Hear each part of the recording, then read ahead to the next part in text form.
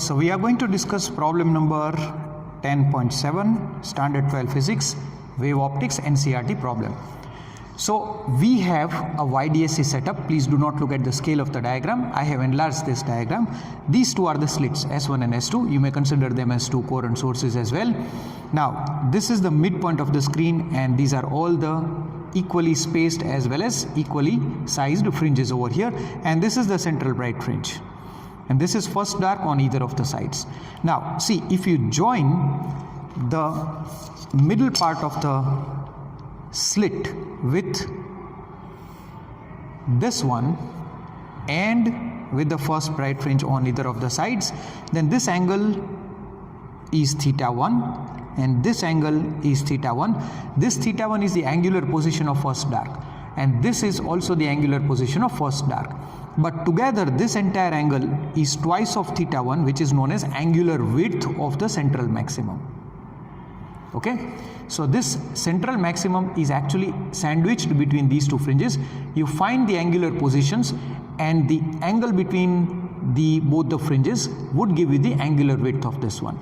So I know the criterion, that is d sine θ1, that is the expression for path difference, that is equal to 2n minus 1 lambda by 2. This is the condition for first dark, because I am interested in finding what is θ1.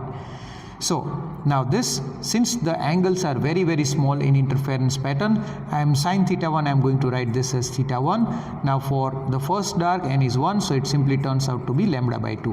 So θ1 is equal to lambda by 2d. So the angular width of the central bright fringe will be given by twice of θ1, which is equal to twice of this one, so it is equal to lambda by d. Now if I immerse this entire setup into water, see, this distance does not change, which is small d. This distance does not change, that is capital D, but the wavelength decreases because the speed of light in air is more than the speed of light in water. So of course, due to the reduction in the speed, you will see the reduction in the wavelength as well. So the new angular width in water turns out to be lambda dash by d, whereas lambda dash is the is the wavelength in the water, which is lambda in the air divided by the refractive index. So this lambda dash can be replaced by lambda by mu.